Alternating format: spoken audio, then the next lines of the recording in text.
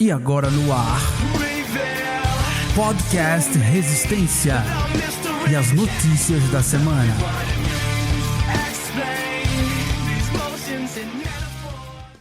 E aí, André, tudo bem? Tudo bem aí para todos os ouvintes da Rádio Resistência? Então agora neste nosso novo formato do Podcast Resistência, ficaste aí indo já direto se calhar para o primeiro tema, não é? Que é, estamos a falar sobre o cessar-fogo e não cessar-fogo.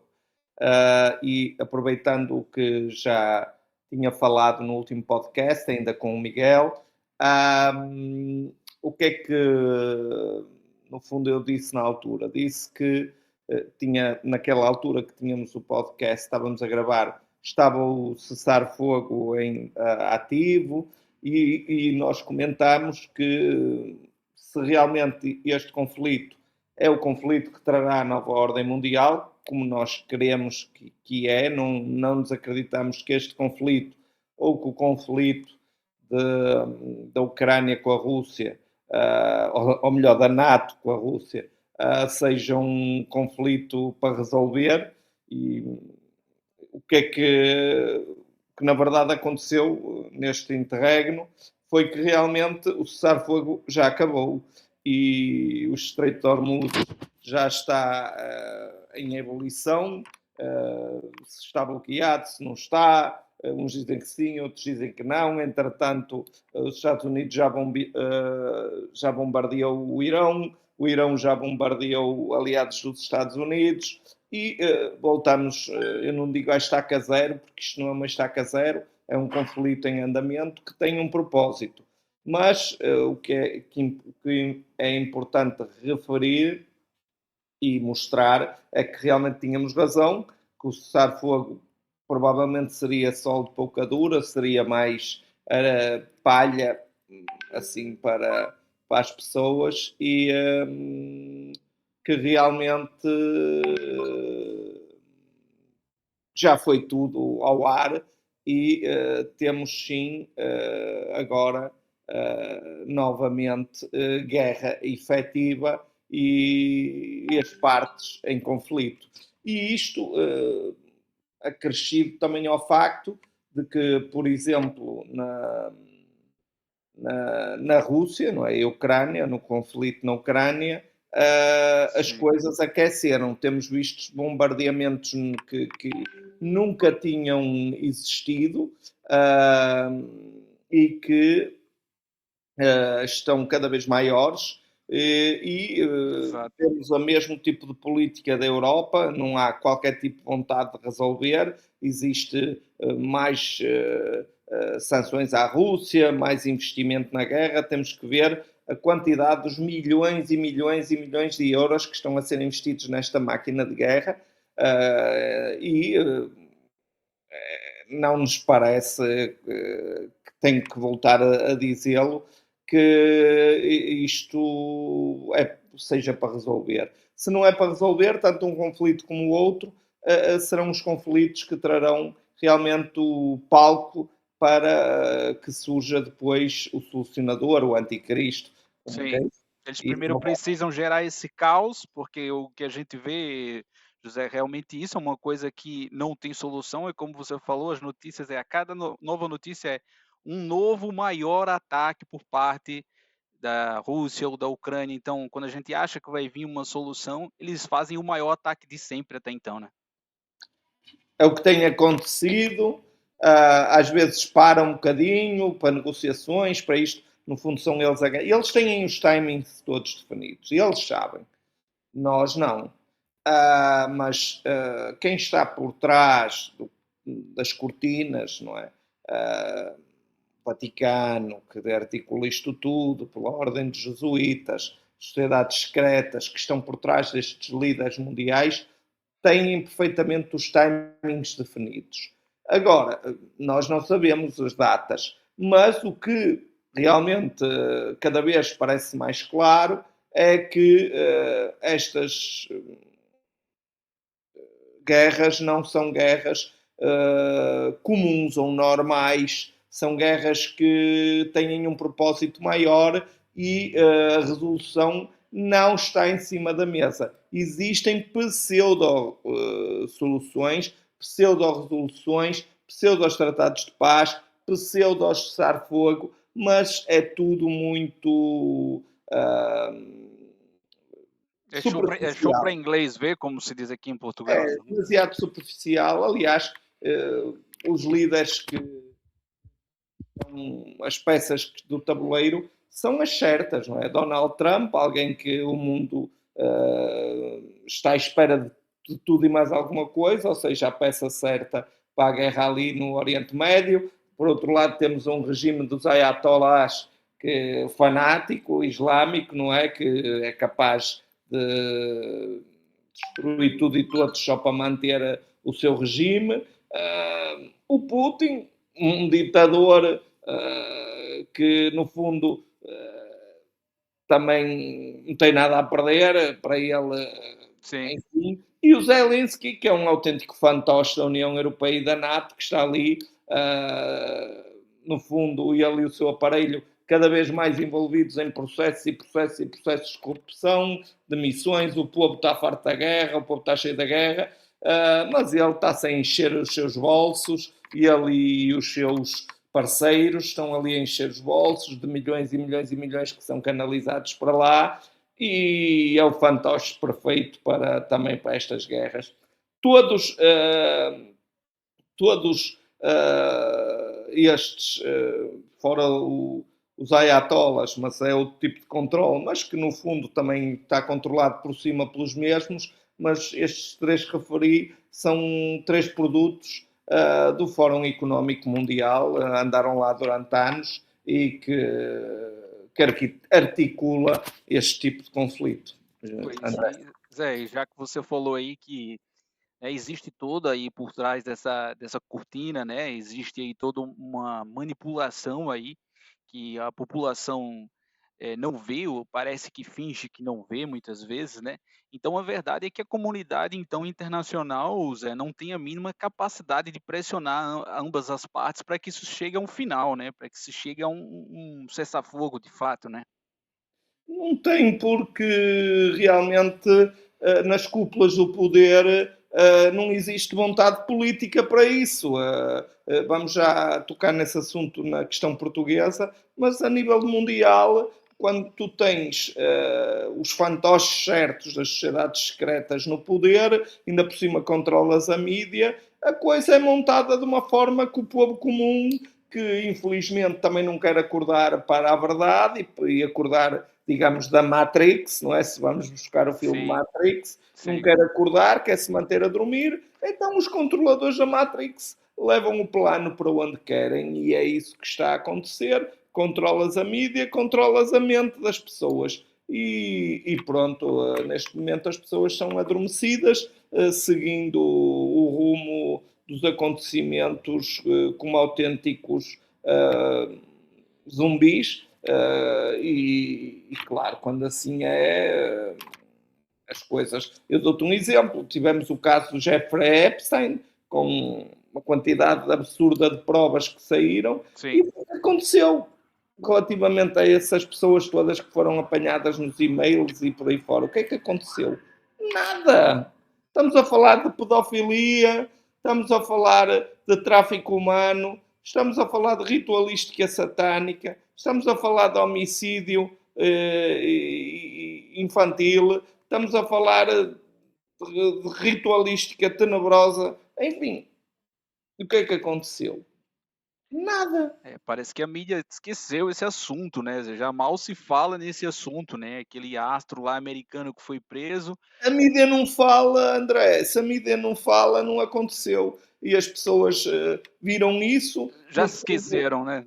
No fundo, eu acho que Deus utiliza essas coisas, tipo, eles também são obrigados a seguir esses protocolos, digamos assim, que têm que mostrar que a verdade está aqui para quem realmente quer ir mais a fundo e estudar a mesma. Mas a grande maioria, infelizmente, não quer, então é assim, André, nós somos cristãos e também sabemos, a profecia vai ter que se cumprir, não é? Então isto não deve ser surpresa para nós, eles vão conseguir levar o seu intento até ao fim. E estas guerras que estamos a falar realmente, para mim, são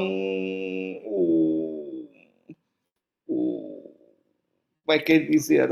A gente começa a sentir o cheiro aí do que está por vir, né? Já É, que não existe uma saída para isso, quando se na verdade ferramenta existe, mas não existe vontade para que isso seja feito, né? Até porque eles exato. precisam cumprir a agenda deles.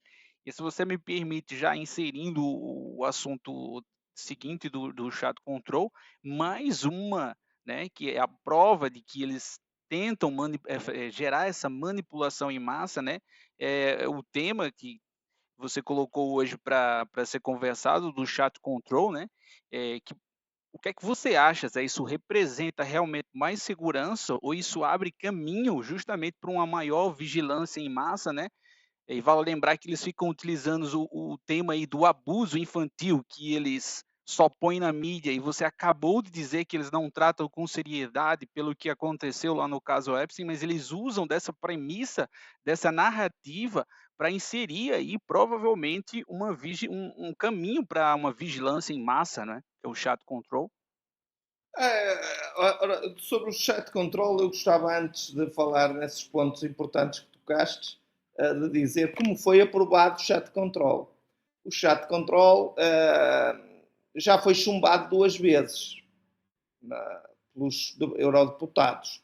Então, o que é que a senhora van der Leyen e a sua comandita decidiram fazer? Vamos aproveitar que está muita gente fora e de férias e vamos pôr novamente a votação para isto passar. E assim foi. E conseguiram. Ainda não se percebe muito bem os moldes, como é que vai ser, mas isto até que, como se costuma dizer em Portugal, numa noite de nevoeiro, ninguém via nada, ela conseguiu levar a dela avante, eles conseguiram aprovar o chat control. E o que é o chat control? O chat control, no fundo, como disseste, vai ser algo que vai permitir a esses senhores terem acesso a tudo que é chat, WhatsApp e por aí fora, não é? A privacidade acabou. E dizem eles que é para proteger as crianças, como tu disseste, só que depois vamos ver as políticas de proteção das crianças que eles têm, que é políticas woke para as escolas, políticas para o LGBT, Exato. políticas de sexualização infantil, já em tenras idades, desde os 6 anos, que introduzem essas agendas e querem que a gente acredita que isto é para proteger as crianças. Ou seja, basta ver as outras políticas para se perceber como isso é uma farsa. E o que é que temos aqui? Temos realmente um apertar de um regime, digamos, quase chinês, não é? De controle das redes sociais, que estamos a caminhar com estas novas medidas, que na nova ordem mundial serão, de certa forma, quanto a mim, já mais organizadas. Agora é só para ir habituando as pessoas e programando, ir deixando a coisa em cima da mesa, já pré-montada, para que depois seja mais fácil. Mas no fundo o que estamos a caminhar, o que a União Europeia está a caminhar, é para uma política do regime chinês, tanto que hoje vemos as políticas do discurso de ódio não são nem mais nem menos que políticas ditatoriais de controle da opinião. Tipo, tu tens uma opinião, por exemplo, contra o aborto e pode ser classificado como discurso de ódio, por exemplo. Discurso de ódio no sentido muito amplo, não é? Que pode abarcar tudo. E pronto, tendo ainda por cima acesso às conversas pessoais, isto é abrir a porta para presos políticos, digamos, em massa, por exemplo, se for do interesse deles. Mas é isto, e eu gostaria sempre de frisar que isto foi aprovado, chumbou uma vez, chumbou a segunda, e eles, aproveitando uma altura em que sabiam que tinham muita gente que não ia participar e que tinham a maioria dos que lá iriam, conseguiram aprovar. É este o tipo de democracia não eleita da União Europeia, ninguém elegeu a senhora van der Leyen, é este o tipo de democracia que hoje vivemos na Europa. É uma demo de demónio, cracia. Essa forma denotativa de democracia, né, é uma recriação realmente da parte deles, porque é como você falou, é uma forma de aprovar novas situações em que não há necessidade de se informar de forma minimamente suficiente à população que precisa saber desse tipo de situação, né? Precisa, mas é como te digo, por acaso nisto de chat control até se vê muitas vozes a levantar-se contra isto, porque até mais que, por exemplo, no Epstein, o Epstein já entra em coisas que a maioria das pessoas não quer entrar, mas nisto de chat control já há muita gente que levanta a sua voz contra isto. Mas, infelizmente, continuo a dizer mesmo chavão, controlas a mídia, controlas o andar da carruagem e então não é de admirar que estes senhores consigam andar com isto para a frente como querem. Claro que, no meu entender, este sistema atual é para cair, para entrar o anticristo como um suposto novo sistema mais humanista. Mas, seja como for, estamos a ver as coisas como elas são e perceber, isto dá para perceber os psicopatas, o termo é isto, tecnocratas psicopatas que hoje fazem a gestão da União Europeia. Eles que estão é uma forma deles criarem, né, um tipo de ditadura, né, online, já que a internet é uma terra, digamos, sem lei, né? Embora a gente exista algumas leis locais que regulamentam, né, a forma que se utiliza a internet, mas o que a gente sabe de fato é que é uma terra sem lei e eles podem fazer o que eles quiserem, né? Inclusive utilizar aí, como a gente comentou, essas premissas em relação que o chat control, né, é um benefício, quando na verdade as pessoas, sem perceberem, podem acabar perdendo a sua privacidade, né, de forma, né, 100%, né? Pior, podem um dia lhes tocar à porta e até levá-los presos. A gente não Exato, não se exato, que é importar com terrível. isso. Como cristãos, eu não me importaria muito com isso, porque a gente tem que fazer o que tem que fazer, que é expor a verdade. E é assim, sabemos já de casos de pregadores de rua, por exemplo, no Reino Unido. Sim, sim.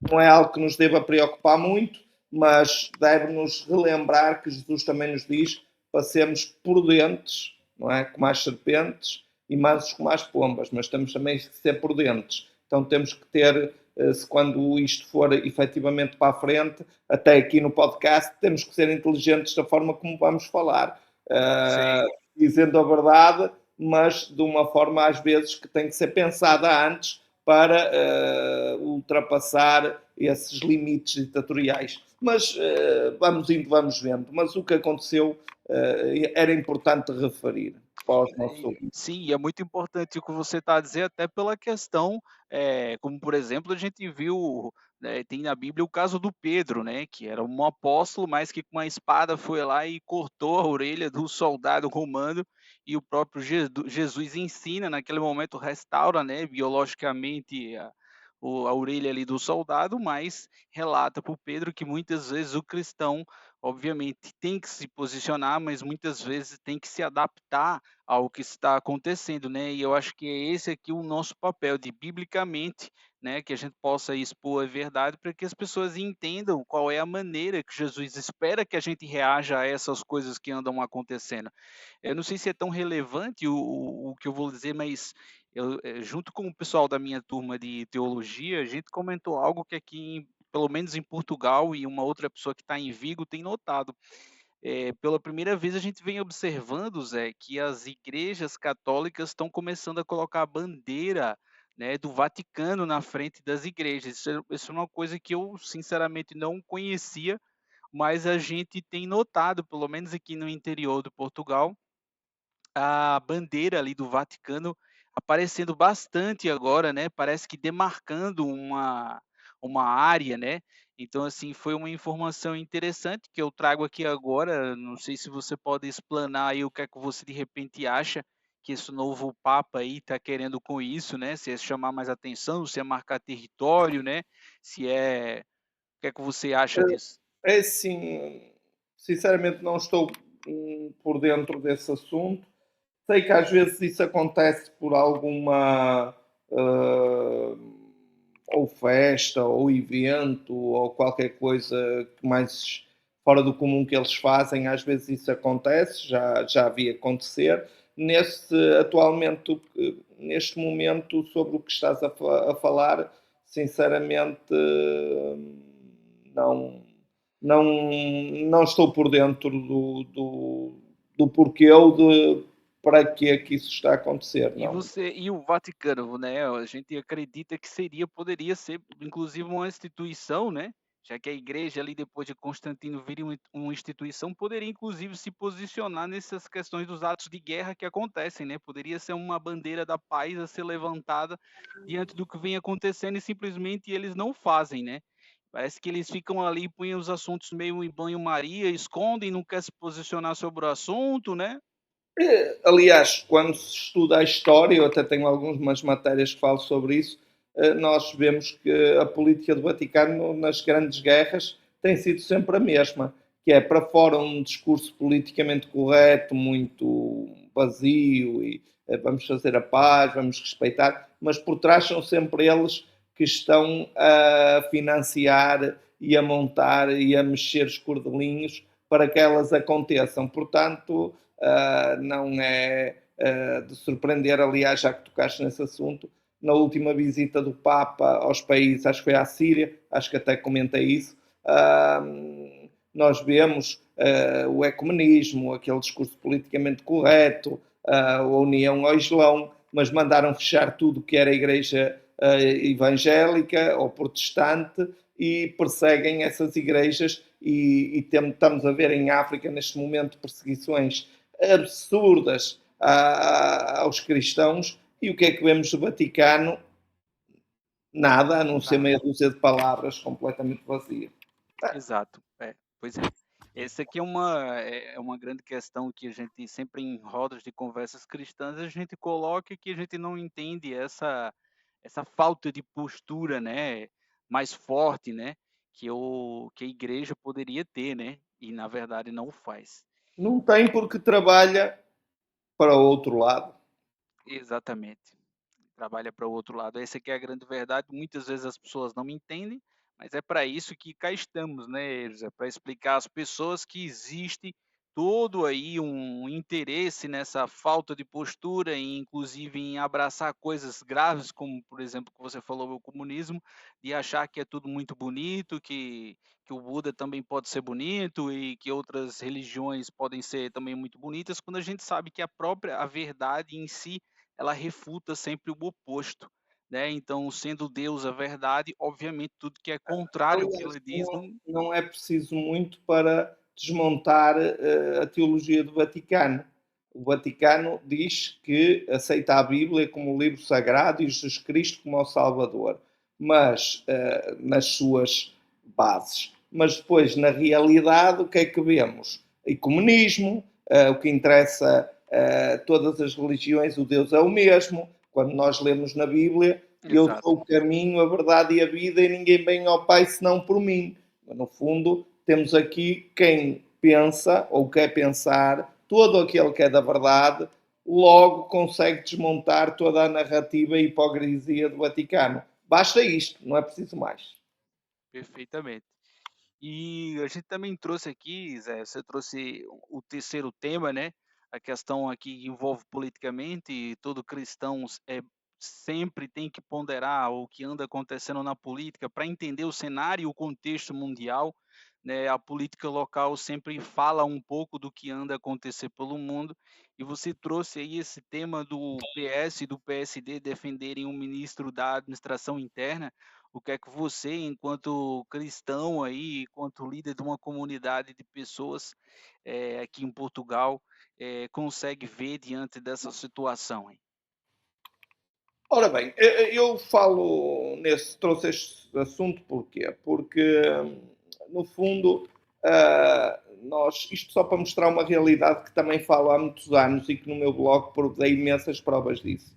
Que é o quê?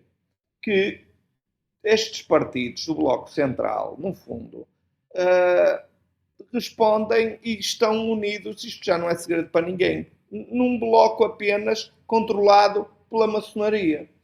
E nós vemos isso, neste caso, facilmente. Como é que vemos? Em primeiro lugar, este Ministro da Administração Interna, que era o diretor da Polícia Judiciária em Portugal, um cargo que a política é que mete lá, foi lá posto pelo PS. O PS. No entanto, agora temos um governo do PSD, até se costuma brincar em Portugal, que é o PS, e o PS2. Agora, temos no governo do PSD, decidiu pôr esse senhor, tirou da Polícia Judiciária para colocá-lo a ministro. Ou seja, supostamente dois partidos antagónicos, que não se deviam, que devia ser um partido e a oposição, afinal têm as mesmas peças a girar de um lado para o outro. E o interessante é que este ministro está a ser apanhado aqui numa série de contradições e de teias estranhíssimas de... Não sei se o termo corrupção já se pode falar, mas de abuso de poder, de coisas muito inexplicáveis que estão ao redor. Não vamos estar aqui a pôr os casos todos, mas só para quem quiser pode pesquisar isto mais a fundo. Mas vemos o quê? O partido PS2, PSD, a protegê-lo, ou seja, já devia ter demitido, dadas as provas que têm saído, já se devia ter demitido, mas vemos o partido a protegê-lo e vemos a oposição do PS, que devia ser a oposição, que não quer sequer tocar no assunto.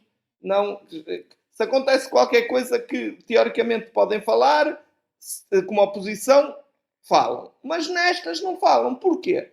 Porque são todos amigos. No fundo, eu trouxe isto só para que o nosso ouvinte português veja com clareza como realmente a política, a gente vai lá pôr o xizinho, mas no fundo está, principalmente nestes partidos do Bloco Central, que quando vai votar, vota num ou vota no outro, está a votar, como eu costumo dizer, no grão-mestre da maçonaria portuguesa.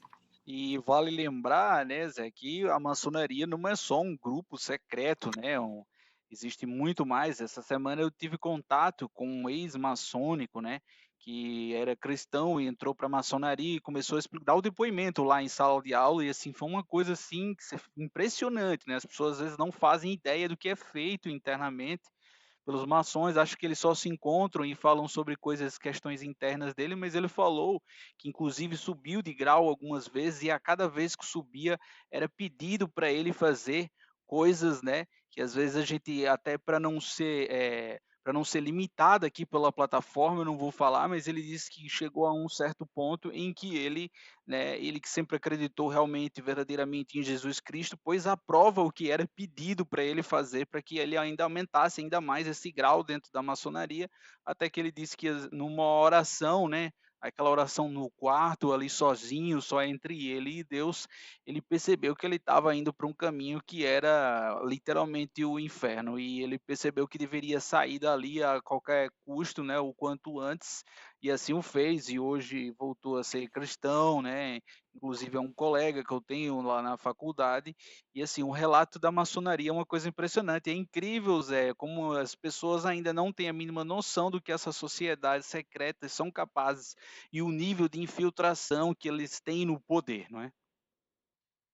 Infelizmente, voltamos àquele ponto de as pessoas chegam a um ponto que as pessoas preferem não saber, querem viver a sua vida à espera da morte e sem pensar o que está por trás da real vida, do que estamos aqui a fazer, de onde viemos, para onde vamos. Graças a Deus que esse teu amigo tinha uma base cristã e isso fez pipocar a cabeça para ter força para sair, porque não é fácil sair, o conforto que a maçonaria dá a nível financeiro, também de status social é muito alto e nem sempre é fácil sair. Graças a Deus, esse teu colega tinha uma base cristã e conseguiu ter o apoio do Espírito Santo para conseguir sair, mas uma grande maioria não está disposta a abdicar disso e, como disse esse teu colega, e é verdade, o caminho é realmente o inferno. Exatamente. E eu não sei se você ainda quer continuar nesse tema, Zé. Eu vi que você colocou aqui um tema que eu achei interessantíssimo. Fiquei curioso para saber o que você tinha a falar, que é o 9º Congresso Internacional de Arqueologia Bíblica, né? Que, se eu não me engano, vai ser no Brasil, é isso, Zé? É isso, vai ser em São Paulo, no dia 27, 28 e 29 de agosto. Nós, nos podcasts, sempre gostamos de dar uma nota final sobre a arqueologia ou a casos científicos que vão comprovando a escritura e comprovando a nossa fé. Vi que realmente ia haver aqui em São Paulo, aqui não, no Brasil de São Paulo, o 9º Congresso Internacional, é sempre interessante, não é? Vai ter arqueólogos, biblistas, historiadores e que estiveram na Terra Santa, em Jerusalém, em Israel, em várias empreitadas arqueológicas, e é algo que se eu realmente neste momento estivesse em São Paulo, gostaria de participar, de estar lá, de ouvir o que essas pessoas têm para contar, as descobertas que fizeram, e será com certeza algo interessante para os nossos ouvintes que morem em São Paulo ou até no Brasil, que possam se deslocar. Se puderem participar, eu não estou aqui, não ganho nada com isto, mas seria algo que eu gostaria de participar. Com certeza terão muito que aprender e livros para consultar e também, segundo soube, também se quem participar, que as inscrições já estão abertas, pelos vistos também será dado um certificado de participação para os que quiserem participar. Era algo que eu pessoalmente se gostaria, e então deixo aos nossos ouvintes, quem sabe alguns possam se deslocar e participar, e com certeza tudo que tem a ver com arqueologia e Bíblia é algo maravilhoso e que vale a pena. Sem dúvida, é fascinante, né? Para quem consegue dedicar um pouquinho de tempo para ler ou pesquisar na internet sobre arqueologia bíblica, percebe aí o tamanho da interseção entre a história e a Bíblia, né? O quanto a Bíblia está recheada de acontecimentos históricos, né? E que são comprovados, né? Que existem estudos sobre isso. Não é à toa que a ciência que provém do nosso inimigo sempre tentou derrubar a Bíblia por inúmeros fatores e nunca o conseguiu, desde que ciência é ciência, né? Até hoje nunca Não conseguiu. existe, não existe. Pode haver, como houve durante alguns anos, alguns eventos relatados na Bíblia que ainda não tivessem sido descobertos. Ainda há pouco tempo, um povo, se a memória não me falha, os hititas, que é referido na Bíblia, não havia provas da sua existência. E há uns anos atrás descobriu-se inscrições que referiam os hititas. Ou seja, Exatamente. não existe, pode ainda não ter sido descoberto, mas nem me recordo agora de nada, mas não existe nenhum evento descrito na Bíblia que não tenha efetivamente acontecido, e hoje em dia temos provas arqueológicas para a grande maioria. Eu vou dizer para a grande, porque para mim eu nem estou a ver nenhum neste momento, mas eventos históricos estão quase todos com provas arqueológicas documentadas. Mesmo o Éxodo, não é? Que foi debatido durante anos, para hoje parar a historiadores desprovidos de preconceitos. O Éxodo é um facto histórico e está praticamente tudo documentado. Aliás, também no meu blog, no 3373.com, tenho vários artigos sobre esse tema. É isso, e para você que está nos ouvindo ou nos assistindo aí pelo YouTube, nos ouvindo na Rádio Resistência, todo esse material que está disponibilizado aí no blog do José Nunes vai estar disponível tanto em link aí no Jesus é Real, quanto para quem está aí nos acompanhando pela Rádio Resistência. É só acessar nossas redes sociais, né? Inclusive tem lá a nossa programação, a Rádio Resistência hoje disponibiliza a Bíblia falada para você que quer estar lá no carro ouvindo a palavra, né? Tem os nossos programas Renovação da Fé, com o nosso colega e irmão em Cristo, o Gino Ruichateg, do seu ministério lá, Ramos da Videira, direto lá da Califórnia, nos Estados Unidos, mas também participa aqui do nosso corpo, né, da nossa formação aí de guerra, de frontline para Jesus Cristo, né? Tem também o programa Jesus é Real, onde a gente trata fatores sobre teologia, curiosidades bíblicas, né? O próprio podcast Resistência também está lá disponível para você. Então, para aqueles que desejam ajudar também a manter todo esse ecossistema no ar, também existem formas de vocês aí ajudarem a Rádio Resistência, né? Através aí das nossas redes sociais é possível fazer isso e também acompanhar os cultos da Igreja Cristo no Porto, na qual o nosso aqui pastor, amigo, irmão e líder aí, José Nunes, fundador, faz parte. Esse trabalho aí de excelência, Zé, eu só tenho a agradecer Deus ter colocado um homem como você de Deus na minha vida, na minha família também, e suas considerações finais aí para a gente encerrar esse primeiro formato aí do podcast Resistência, Zé. Acho que correu muito bem. Vamos agora então ter o formato vídeo e em outras plataformas do Zé Real também vai ter este também vídeo e áudio. E foi um gosto e acho que correu tudo muito bem para a primeira gravação que fizemos e esperamos que o ouvinte e quem nos vê possa nos ajudar e se manter ligado também ao nosso trabalho, porque é um trabalho que fazemos na fé que temos em Jesus Cristo. É um trabalho que sinceramente